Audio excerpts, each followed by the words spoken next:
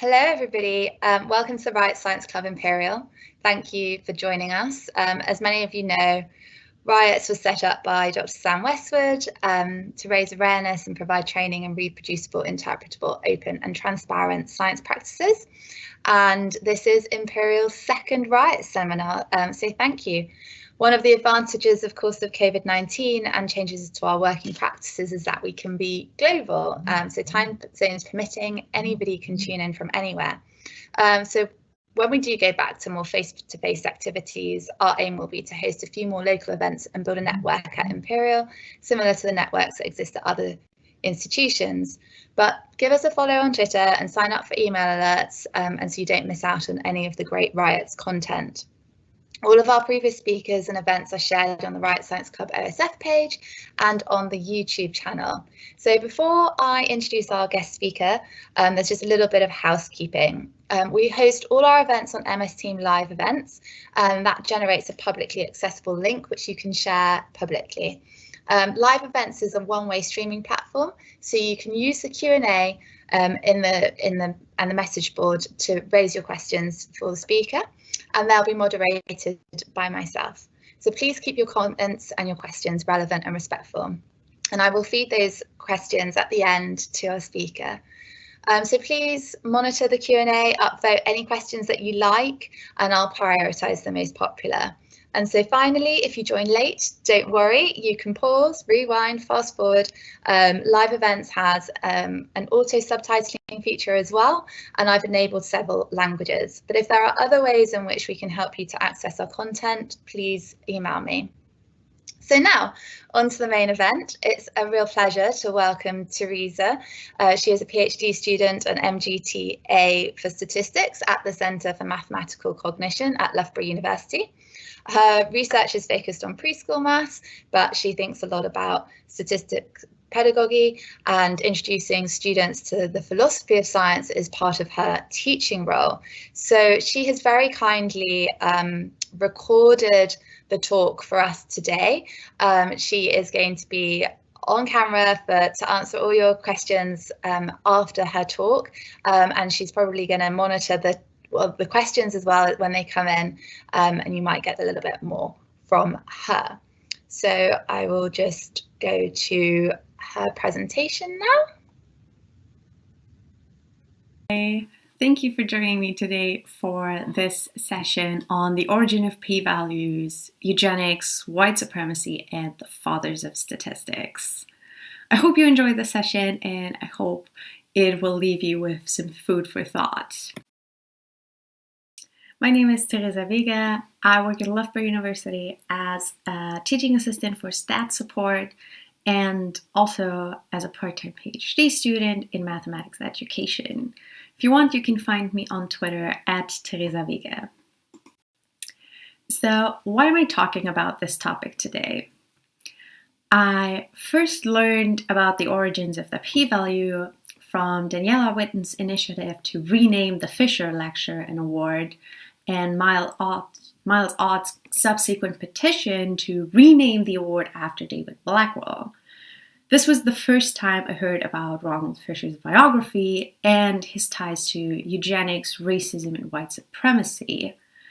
So I was shocked that I had taken years of statistics classes and read many stats textbooks, and even taught my own stats classes without ever coming across this topic.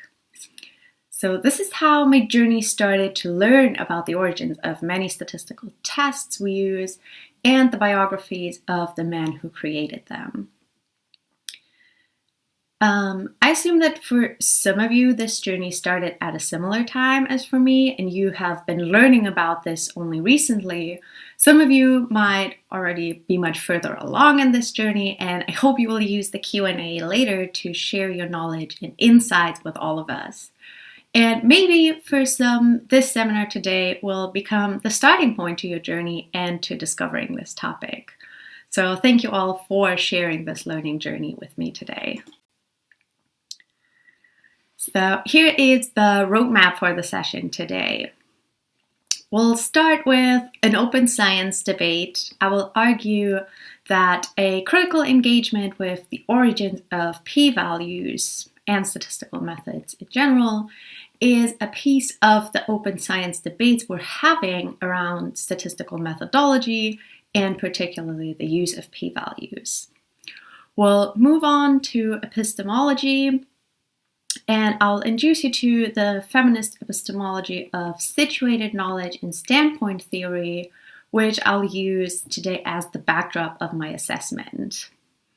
The main part of today's session, however, will be three men and origin stories. I'll tell you a little bit about the biographies of Francis Galton, Karl, Pearson, and Ronald Fisher, and I will show how their discoveries in statistics are situated within their social and epistemic beliefs, their work in the field of eugenics, and the societal context of the time. We will then retreat from there and revisit epistemic discussions.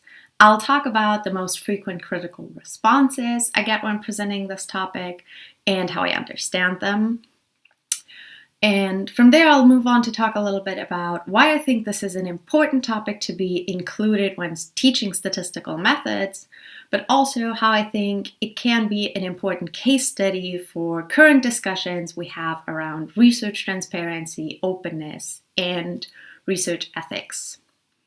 As usual for these sessions, we'll conclude with a 10 to 15 minutes Q&A. Please be aware that the session will be covering some upsetting subjects such as racism and ableism, so I ask you to please be kind to yourself and others. And of course, we will not tolerate any kind of abuse or inflammatory language in the comments. For starters, let me give you a quick rundown of the importance of statistical methods, the p-value in particular, and some of the critique on this method that came out of the open science movement. If you're not familiar with the topic, one process of the scientific method is to test a hypothesis using statistical analysis of data sets. In a commonly used framework called frequentist statistics, part of it being the null hypothesis significance tests, one main outcome of analysis is the p-value. These analyses could be an analysis of variance or a correlation. You might have heard of them. P-values are commonly used to make a decision regarding this hypothesis test. In very simple terms, the p-value provides a probability for observing some effect in randomly sampled data just by chance, and not because the effect actually exists in the data that you're sampling from. Based on the p-value, researchers would decide whether they can reject the null hypothesis and instead assume that there is a true effect in the data. This decision is fundamental to the conclusion of what is commonly referred to as statistical significance. In recent years, this framework of testing hypotheses, and particularly using p-values to determine statistical significance and make decisions about the informational value of a study, has been under scrutiny. There have been fantastic articles that have made arguments about how p-values are often misunderstood, even by scientists, how they can be easily misused to make hyped claims and satisfy an overly commercialized and weirdly incentivized academic publishing system. How they also might be inferior to other methods of statistical inference, namely Bayesian statistics, but also how the correct use and understanding of p-values can be grounded in a strong epistemic framework. If you're more interested in these debates, I can recommend watching the previous Riot Science event or watching the statistics debate where Deborah Mayo brilliantly argues on the epistemic foundations of statistical inference with p-values. For today, however, I want to add another perspective to this debate. In addition to looking at p-values and statistical testing based on what they mean, how they can be used or abused, and how they interact with academia as a system, we can ask, where do p-values and statistical tests come from? Who invented them and for what purpose? As we dive in and look at the question of the origins of p-values and statistical tests, We are asking an epistemic question. I don't only want to look at this historically, and I believe that we can also learn something about the scientific truth of this knowledge by investigating its origins. As Megan Halpern puts it, in the conventional view of scientific knowledge, we presume that we can arrive at objective knowledge as a view from nowhere. So in our case, we assume that a debate on p-values can be argued fully detached from any historical events, personal perspectives, or biases. In other words, the proof is in the pudding, and the pudding is doing the maths. So we give these mathematical facts a universal truth that is unaffected by our human experience. This view from nowhere is what Donna Haraway calls the God trick, the illusion of objectivity by removing one's individual perspective or standpoint from the equation. We might be limiting the discussions of statistical tests if we regard them as a piece of knowledge that might as well have just popped into existence and is only bound by its internal logic. If we ask epistemic questions about statistical tests, we can ask, what does this test tell us? How does it work? How does it apply to our scientific questions? What happens if we interpret it incorrectly? These are all very important questions, but we might be able to gain some additional insight if we ask, who invented these statistical methods and for what purpose? Can the context of the creation of this knowledge tell us about why things work the way they do? Asking these kinds of questions is central to the epistemic framework of standpoint theory. We are revealing the God trick by asserting that all knowledge is situated and that knowledge is fundamentally shaped by the human experience. We view things in a certain way because of our individual standpoint.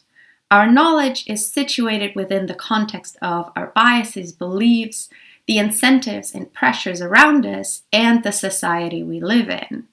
That applies to us as well as it applies to the people who invented statistical methods and p-values.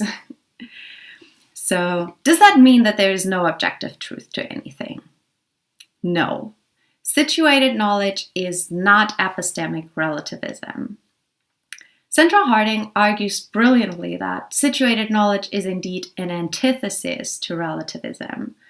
And this idea of there is no objectivity, your truth is your truth, my truth is my truth. Harding argues that understanding knowledge from a standpoint theory is in fact strong objectivity. Only by understanding how individual pieces of truth are affected by and situated within their creators' biases and the societal context, we can even begin to assess the objective truth. Otherwise, we only ever see knowledge through the distorted lenses of these biases without even acknowledging that that is what we are looking at.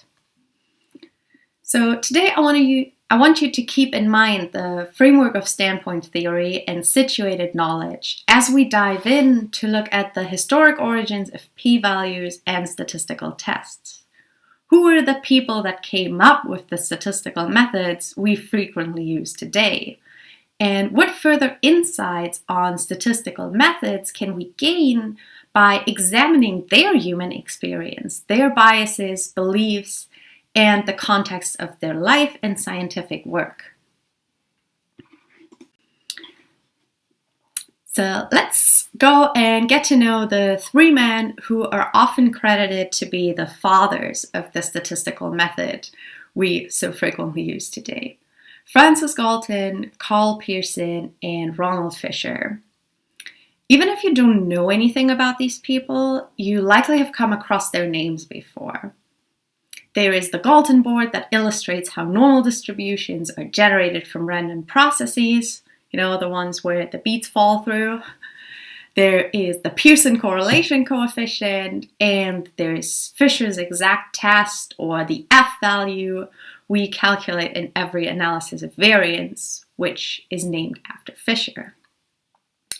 I now want to discuss some of their important discoveries in the field of statistics against the backdrop of their biographies to provide a short introduction to the origin of statistical methods understood as situated knowledge. Our story begins with Francis Galton. Francis Galton was a gentleman scientist, if you want, and a polymath of Victorian-era Britain. Galton was born into a rich family, profiteers of the massive industrialization in Britain. He is often described as a child prodigy. As a young man, Galton studied medicine and mathematics in Birmingham, London, and Cambridge. Like many rich white gentleman scientists at the time, Galton proceeded to travel the world. A world as it was being colonized by the British Empire. Angela Sini writes in her book Superior, what was unusual about Galton was that travel failed to broaden his mind. His encounters with people in other countries didn't help him to see their common humanity. If anything, his racist assumptions were made stronger by his time in Africa. As Galton told the Royal Society on his return, I saw enough of savage races to give me material to think about all the rest of my life. A key moment in Galton's life and a crucial event to understand his later scientific interests was the publication of Charles Darwin's The Origin of Species in 1859. In this seminal work, Darwin made breakthrough observations about evolution. Most interesting to Galton were his observations on the variations within species and the selective breeding of traits. Galton now dedicated his scientific interest to the study of heredity. But unlike Darwin, who had mostly described plants and animals, Galton was most fascinated with the implications of evolution for the human race. There are two key aspects in Galton's work on heredity. Like others before him, most notably Mendel, Galton had an interest in how traits are inherited through generations. He discovered how what he called talent and what later became understood as intelligence seemed to run in families. It's noteworthy here that almost everyone in his own family and in the related Darwin family was in some way engaged with the sciences or humanities, and they surrounded themselves with similar families. The discovery of the heredity of talent was a starting point for Galton to be interested in the inheritance of, in his eyes, desirable human traits, and this idea of genetic potential for superiority. Now, the second key aspect to Galton's work is that he shifted the focus of genetic research away from only looking at the relationship between parents and their offspring, and towards analysis of population variance. Based on his observations of the heritability of talent, he modeled how talent would be distributed in populations. This question led him to the application of the normal distribution for bio and psychometric traits and the discovery of regression to the mean.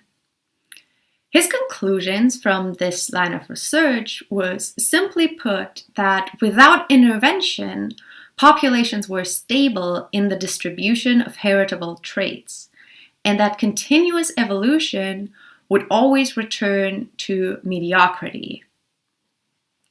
Now, we only need to add up Galton's interest in genetic superiority with his mathematical discovery of population stability to see how he arrived at the conclusion that for the welfare of the British people, insights into heredity must be applied in the science of, quote, improving stock.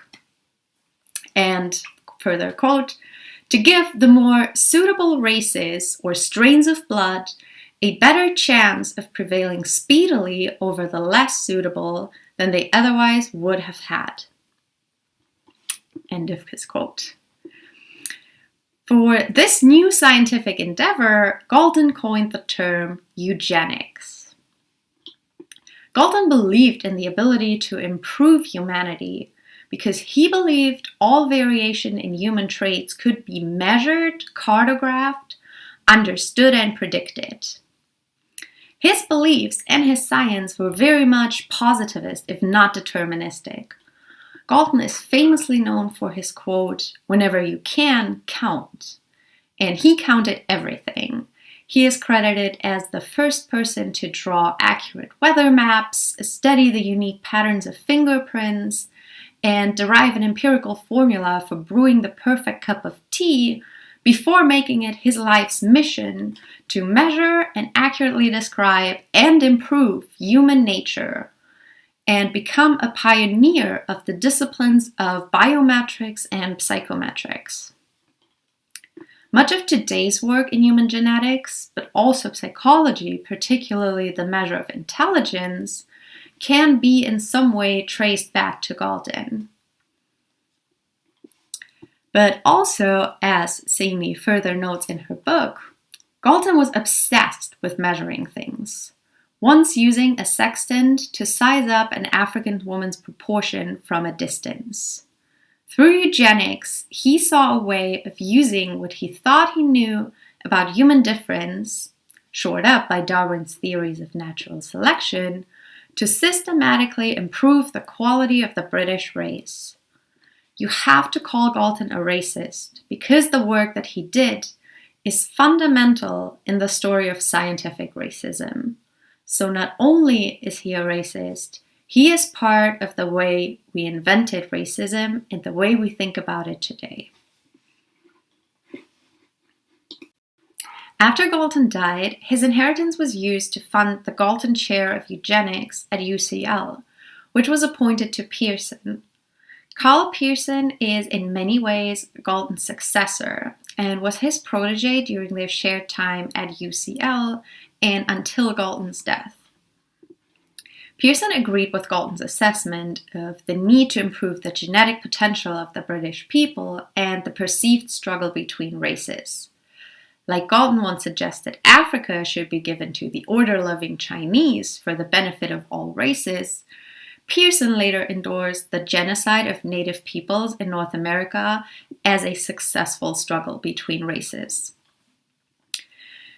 Pearson also continued Galton's work on the statistical analysis of biometric and psychometric data in the service of eugenics. He refined many of Galton's ideas about regression and bivariate normality and is probably most commonly known as the name patron of the Pearson correlation coefficient. While Pearson and Galton agreed on many issues concerning statistical methods, white supremacist beliefs, and eugenics, for example, Pearson also advocated for the sterilization of what he called the feeble-minded, Galton and Pearson also fundamentally differ in a few important political and epistemic beliefs. For me personally, Pearson is such an interesting case study because of his politics. While many people today would probably associate the beliefs held by Galton and Pearson as politically ultra-conservative and extreme right-wing, Pearson himself was a committed socialist, and in his biography is described as a zealous atheist and freethinker. Now, as we dig deeper, however, it becomes clear that Pearson's brand of socialism was very elitist and based around the fear of a working class uprising. Before even working in eugenics, Pearson already believed that a socialist revolution should be gradual and lead to a society where, quote, intellectual power alone would determine whether the life calling of a man is to scavenge the streets or to guide a nation. So with Pearson, we see a different standpoint from Galton. We see strong political beliefs that would guide him to later fiercely advocate for eugenics programs that would foster a nation of intellectually superior white Anglo-Saxons. This agenda made it even more important for him to develop better and more sophisticated analyses to measure and predict human variation. Beside his brand of socialism that was framed around a social Darwinist agenda, Pearson also brought a new philosophical perspective on statistical analysis to the table. Galton was the man to count whenever you can, and had a strong drive to reveal the determinist nature of many phenomena. Pearson, in contrast, saw his work on the mathematics of correlation as a philosophically profound counter-argument to Kantian determinism. Pearson's epistemology only saw a small importance of causality for science, and instead the need to classify the links between all phenomena. As Bernard Norton puts it, Pearson advocated for the kind of semi-determinism that correlation was adapted to handling. Experience was not deterministic causation, but rather the looser framework, now describable via the mathematical theory of correlation. All scientists should desist from trying to conceptualize the world under the category of causation. Pearson extended Galton's work in statistics and eugenics during a time where eugenics beliefs became increasingly popular beyond scientific circles, and when the science produced by eugenicists such as Pearson and backed up with newly developed statistical techniques was widely used to implement eugenics politics. It can be argued that Pearson was first and foremost a eugenicist and a scientist interested in biometrics and human inheritance and evolution. His statistical work is mainly centered on the mathematical description of such phenomena. While it might go too far to say that we have a Pearson correlation coefficient today because Pearson was a eugenicist and white supremacist, we can say that we probably wouldn't have a Pearson correlation coefficient if Karl Pearson had just been a mathematician. Karl Pearson used his appointment to the Galton Chair to build the first statistics department at UCL. The department was later split into a department for statistics, headed by Pearson, and a department for eugenics, headed by Sir Ronald Fisher. At this point, Fisher had already made a name for himself as a brilliant biostatistician. He worked on heredity and selective breeding of crops and animals, and used the framework of population variance and random sampling to derive many statistical methods we commonly use today. Among other things, he developed the analysis of variance, maximum likelihood estimation, and the first application of p-values for hypothesis testing. His groundbreaking works, Statistical Methods for Research Workers and The Design of Experiments, are still the cornerstone to how many scientific fields analyze research data and teach their undergraduates. So, how did Fisher build on the work of Galton and Pearson, and how did his own political, scientific, and epistemic beliefs influence his work in statistics? While Galton was obsessed with measuring and determining some absolute truth about the world, Fisher was a scientific rationalist. Galton used every opportunity to measure as many people as possible and collect vast data sets. Fisher's endeavor, in contrast, was not to cartograph variation exhaustively, but to base decisions on logic and mathematical deductions. His science was much more concerned with drawing conclusions from samples and making inductive inference. This is how he became the father of null hypothesis significance testing. Working from Galton and Pearson's advances in quantifying variation in covariation, and William Gossett's inference techniques, published as the student's t-test, Fisher formalized the null hypothesis sampling distribution and derived many powerful statistical inference techniques from this framework. Just like Pearson, Fisher was first and foremost interested in heredity and genetics. He didn't develop statistical methods as a profession, but he developed ways to analyze biometric data and test the claims of evolution theory. Using his methods, he, for example, reanalyzed Mendel's dataset on the heredity of traits in peas and concluded that Mendel's data was too perfect to fit with the assumptions of a random sample. Fisher agreed with Pearson on many of his views on eugenics, differences in the genetic aptitude between races, and a particular disdain for the lower classes in Britain and their large number of children. In opposition to Pearson's elitist socialism and atheism, Fisher was, however, a dedicated Christian and political conservative. He shared Pearson's concern about the uneducated masses, but his proposed political solution was not a socialist state where social status should be based on the intellectual aptitude alone, but his solution was rather to discourage the lower classes from having more children. He advocated for sterilization of people with mental disabilities and for the state to financially only encourage those he deemed suitable to have large numbers of children. Of course, that included himself. Fisher was father to 8 children. While Galton and Pearson had already died, Fisher lived through World War II and was able to see the extreme ends to which the Nazis took eugenics and the perceived struggle between races. Fisher is maybe the most controversial of the 3 fathers of statistics because he continued to defend his views on race and eugenics even after the war. So, we've heard the story of 3 men who are widely regarded as the fathers of statistics. Beside that, or maybe even foremost, they were also the fathers of eugenics. While we're looking at 3 quite different personalities with different epistemic and political beliefs, our analysis of their work through standpoint theory allows us to summarize: both statistics and eugenics were developed with the backdrop of British colonialism, political revolution, and a surging interest in human evolution.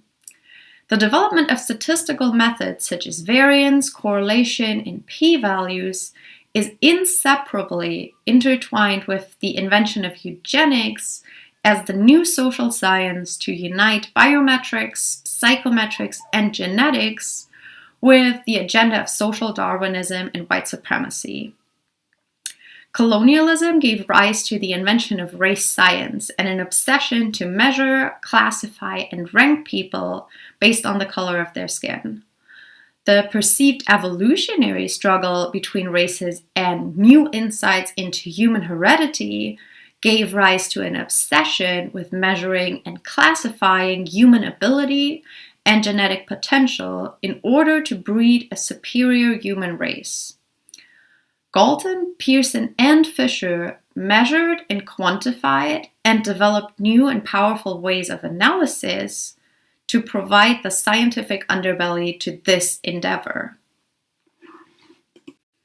Now, to wrap up this section of my presentation, I want to address some of the more common criticisms that come up when I talk about this topic. And I want to give you my impressions and responses to those straight away. A first common critique I see when I talk about this topic regards moral judgments. There are mainly 2 parts to this argument that I want to address. First, morality, and second, idolizing. Let's first get to morality. You might not have noticed, but nowhere in my talk have I appealed to morality or made a moral argument. My argument so far has been a purely epistemic one. But do I think that moral judgments about eugenics or white supremacy are required to critically engage with the origin of statistical methods? No, I don't. Do I personally believe that eugenics and white supremacy are morally wrong? Yes, very strongly. And I also agree with moral arguments when it comes to something like renaming the Fisher lecture because of Fisher's legacy in eugenics. So what it really comes down to is, do my personal beliefs provide important context to my argument? Yes, they absolutely do. And I think this is exactly the point of situating knowledge. So actually, when somebody brings up this criticism that I am having an agenda here, I am grateful for this pointer to show the importance of situating knowledge, and it makes it very easy to simply ask the person who criticizes to extend that scrutiny about how the beliefs shape the knowledge to how the beliefs of the fathers of statistics influenced and shaped the knowledge that they created. Okay, let's next talk about idolizing Galton, Pearson, and Fisher. Topic of my presentation today was a very specific view on their biographies. So remember when I told you about the God trick earlier on? How we are misleading ourselves if we think of knowledge as removed from the human experience and as the objective view from nowhere. There sometimes also seems to be a reverse tendency to see the creators of such knowledge as larger than life figures, more like a supercomputer than an actual person who does human things and has human thoughts. It seems strange to remind ourselves of the humanity of idolized figures. Imagine that Galton sometimes spilled food at breakfast, and Fisher probably got annoyed at his kids. Pearson probably had a favorite pair of shoes. But at the same time, they worked out the foundations of most of the statistical methods we use today. My point is that we can appreciate the importance of this knowledge and still understand it as a product of a person who in no way transcends regular human experiences. One of those being to be biased in their thinking. My presentation today only touches the surface of this discussion, but my main point is that we are actually aiming to make issues more complex and analyze more deeply. For example, you can read these 3 publications about Ronald Fisher to get an idea of the different levels of analysis that can be done. Hardin directly asks how to reconcile Fisher's brilliant discoveries in the field of human genetics with him being a terrible man. Bodmer was one of Fisher's last students and has written about how he remembers him fondly on a personal level. His assessment of Fisher's view on eugenics and race reads very differently from Hardin's, even though they both work from the same pieces of historic documentation. Standpoint theory tells us that we always view knowledge within our own context. So it can be hard sometimes to talk about issues and have painful debates about a topic that is close to us on a personal level as scientists or statisticians.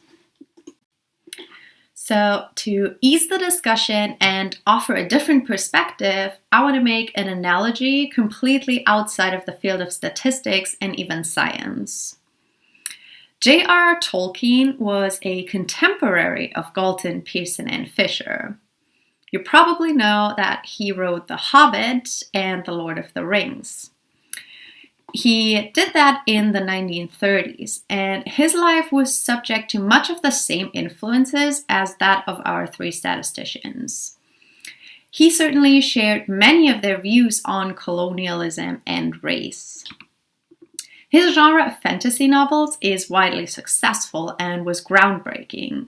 It is enjoyed and celebrated by a massive audience and has influenced countless authors to set their stories in a world similar to the one that he created. So there is no issue with authors building on Tolkien's work and setting their own stories in a fantasy world populated by majestic elves with fair skin and superior intellect, and dark skin, massive, savage grunts of the orc race. However, if we employ standpoint theory here and ask where Tolkien's ideas are situated and why these fantasy races came to be the way that he describes them, we can actually gain an understanding of his fantasy world that goes beyond the text. We can see the staples of the fantasy genre in a new light and acknowledge how fantasy races were mapped onto Tolkien's understanding of colonialism and race. The goal is not to invalidate Tolkien's work, but to reach a deeper level of analysis. In my opinion, this applies in many ways to Galton, Pearson, and Fisher and their work in statistics. We are allowed to let go of the glorification of the ethereal genius and see these people's work in the context of their human experiences.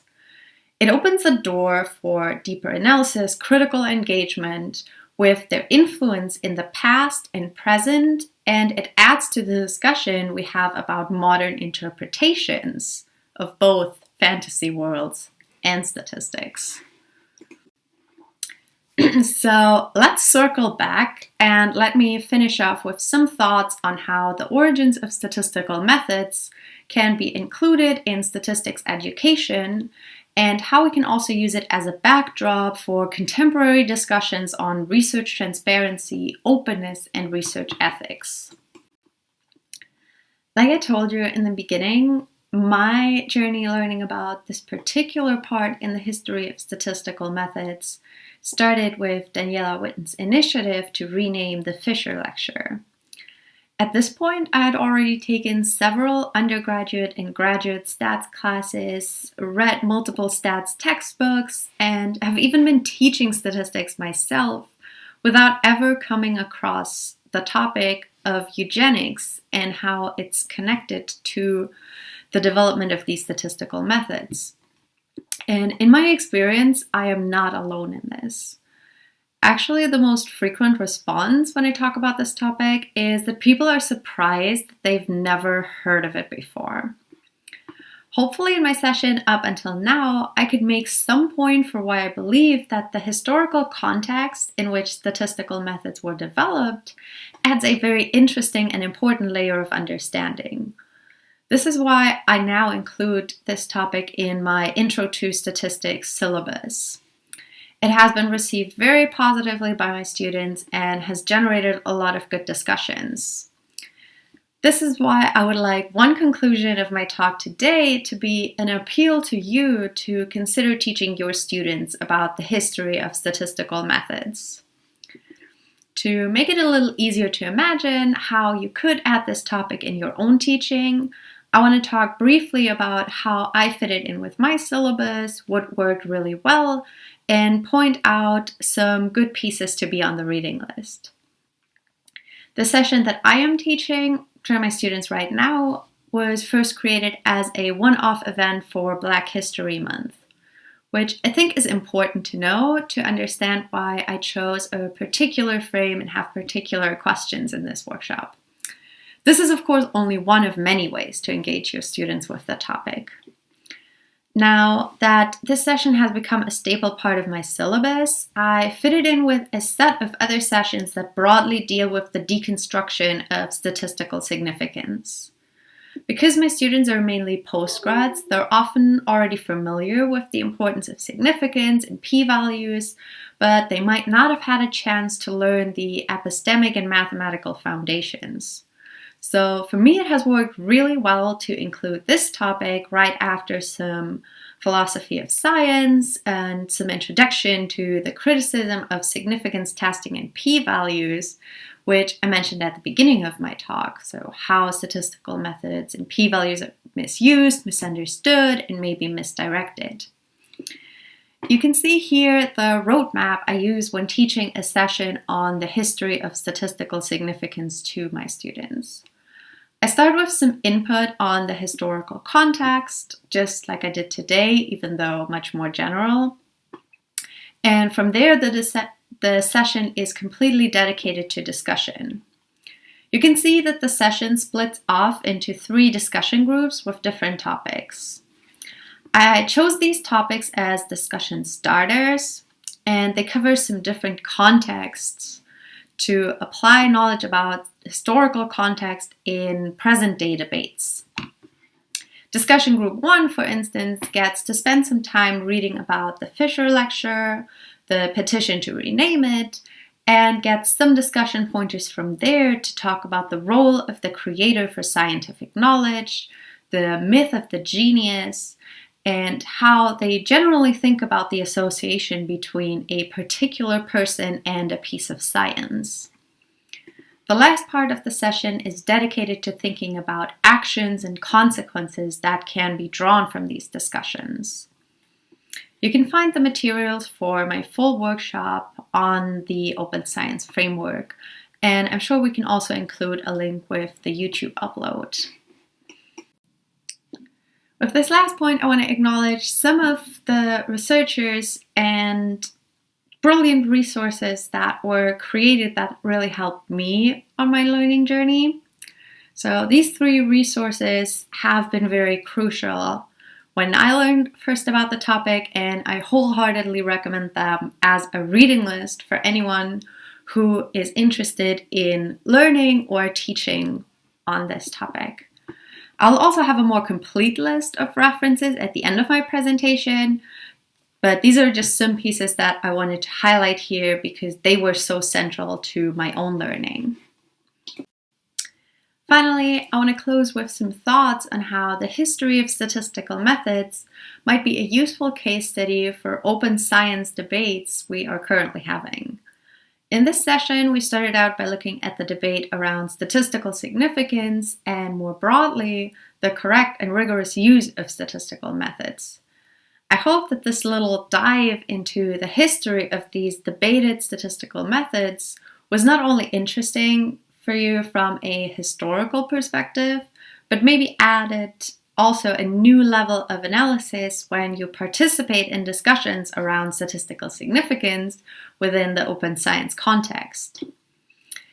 Here I listed a few questions and starting points of discussion that we touched on today by using standpoint theory, but they can be further extended either when it comes to the historical origins of statistical methods or also other open science related issues.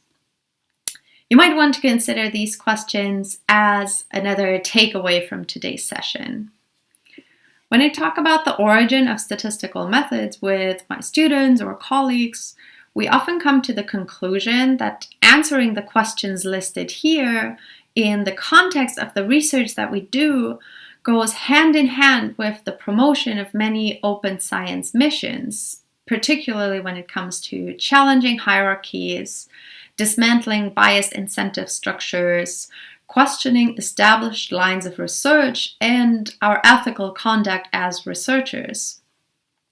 As such, talking about how eugenics shapes statistics can become a good starting point for the realization that many of the other ways in which we do science or in which academia operates are also subject to historical development that we can interrogate to gain a better understanding.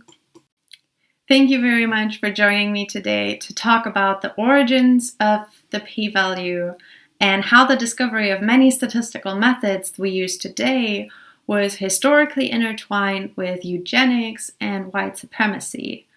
I hope you could take something from this presentation and maybe got inspired to learn more about the topic and talk about it with your students and colleagues or in the context of open science. I want to leave you now with an invitation to reflect on the session while I will join you live to answer questions.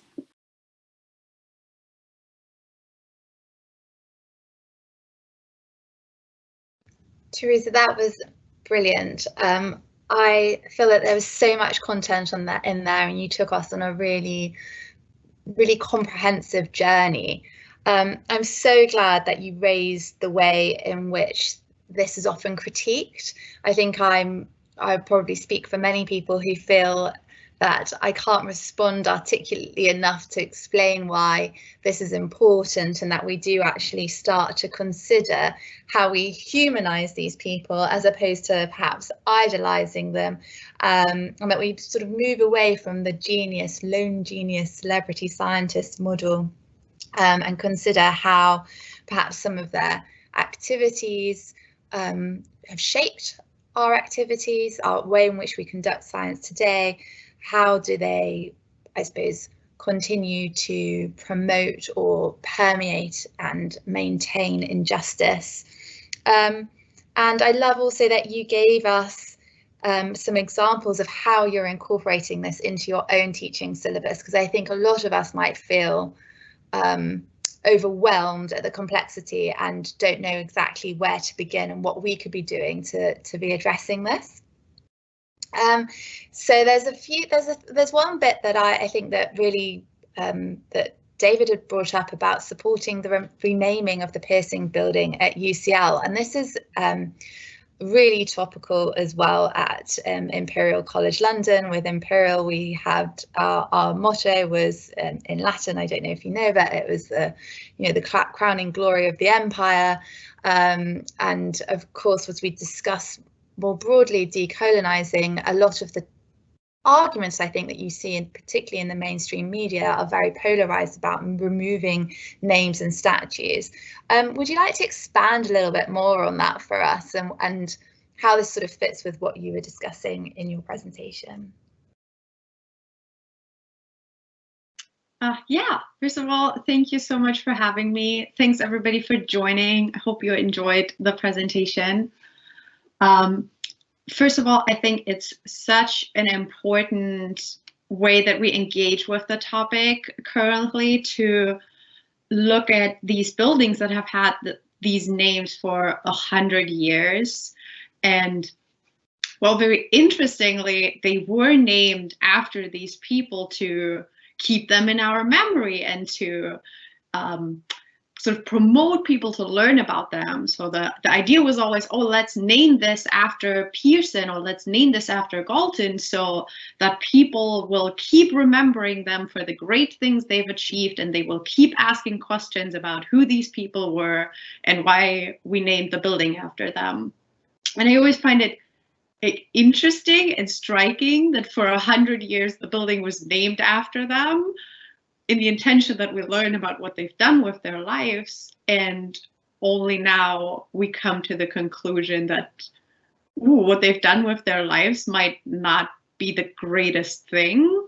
They have done some, they have made some great scientific discoveries that have led us on the path that we're still on today, but there's also a different legacy here. And I think it's difficult because the building was probably named for a different reason back then than the reason that we want to keep the name today. So many things were named after Galton because, it was the Galton Chair of Eugenics, which is today the Galton Chair of Genetics. So they have changed that part, but not the other one. And yeah, I think it's so important that we are having these discussions. And as I already said in the presentation, I'm completely in favor of renaming things.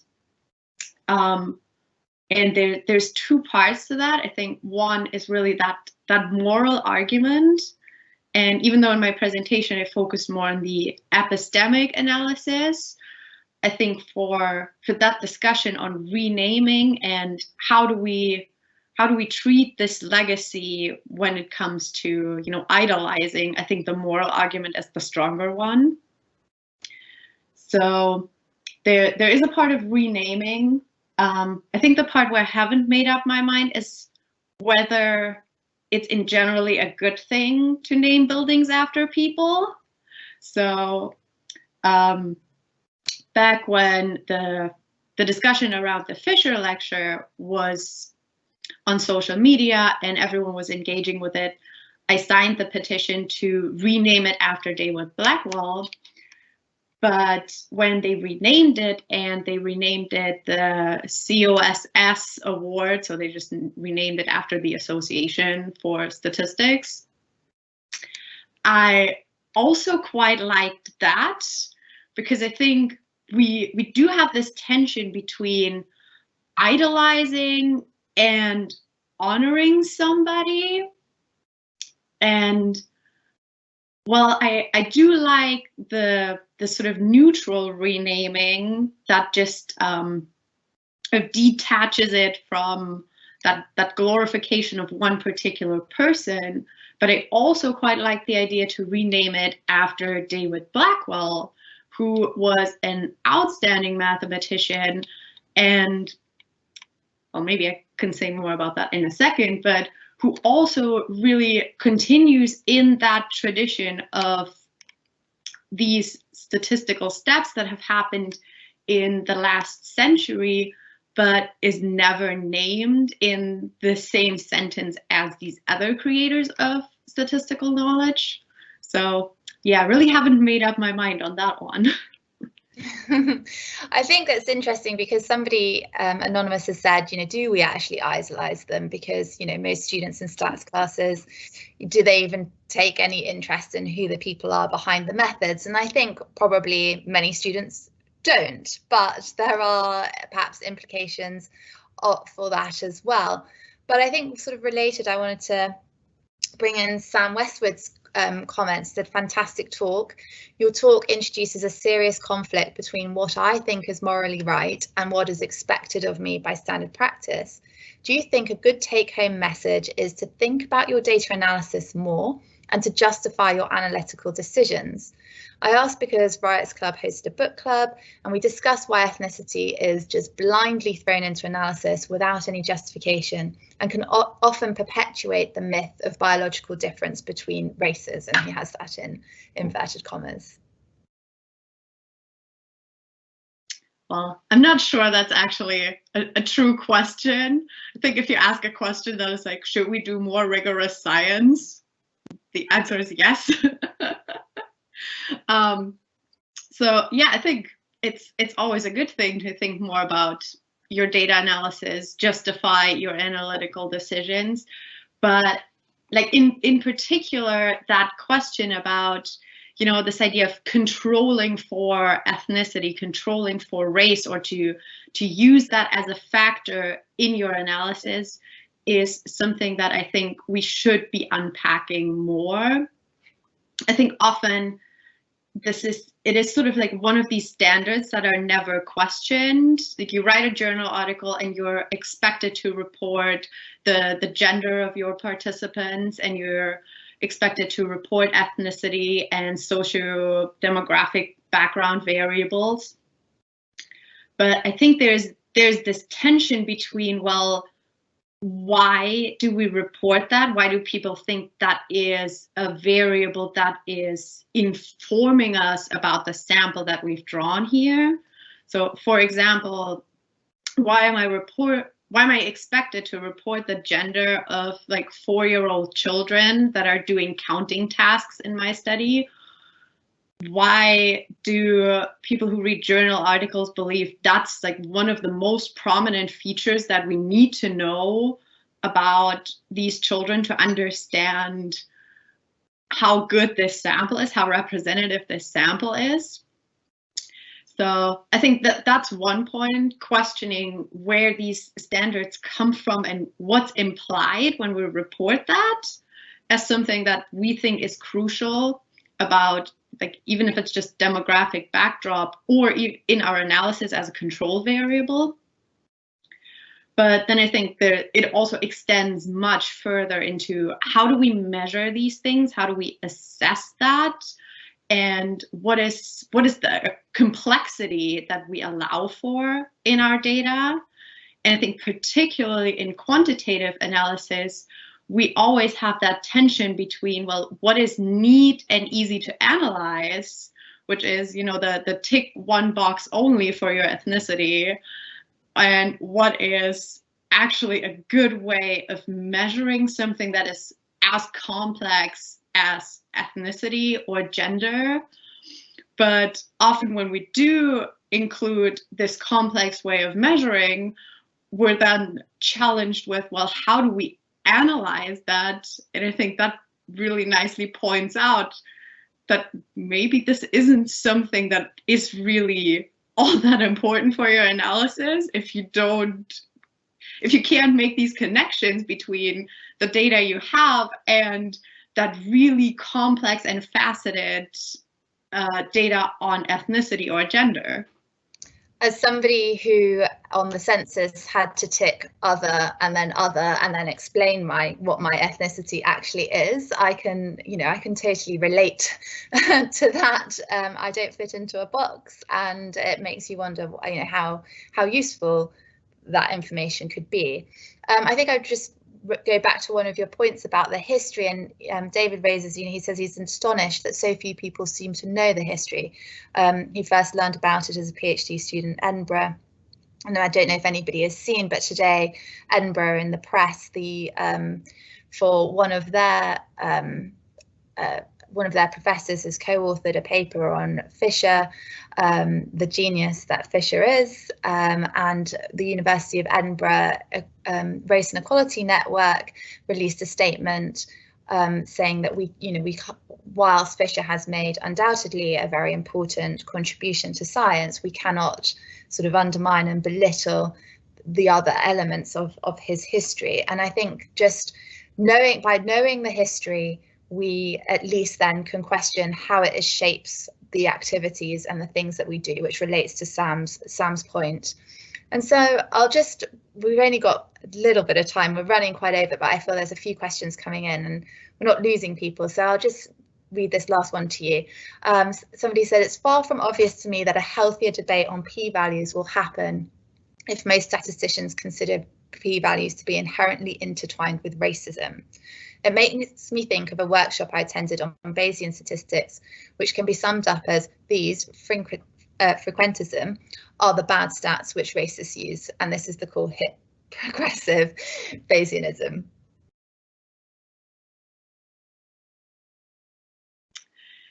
Yeah, I can agree with that comment. I think that should not be the takeaway from the session. I think, and I hope I could make that clear, that I don't think that something such as, statistics can be inherently can be racist, right? We have this concept, and if we consider it as just bound by its internal logic, then that's completely detached from anything that is, this human reality where racism exists. So I think there is, like, the goal of today's session was to make some connections between this knowledge that exists in sort of this realm where it's not connected to human experience, but to get that back in, to show, well, this is not, it hasn't popped into existence, it is not created in a vacuum, but it has these relationships. And I said this earlier about, there are moral arguments to be made about or to be taken from this knowledge, and there are epistemic arguments to be made. So while I think that the moral argument applies if we talk about, renaming buildings, the moral argument for me doesn't apply so much when it comes to, should I use this analysis technique for my data set?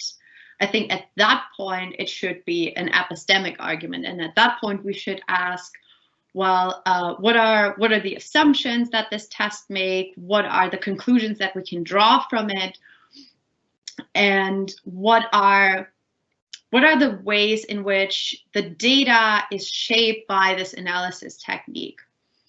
And I think what happens here is that we don't get a moral insight into what the analysis does, but we maybe get an insight into why the analysis is the way that it is, because the people who created that technique had a certain framework of questions in mind when they came up with this analysis, right? They were interested in saying whether populations are significantly different from each other, And they were not so much interested in saying, well, you know, how much evidence is there for them being the same versus for them being different.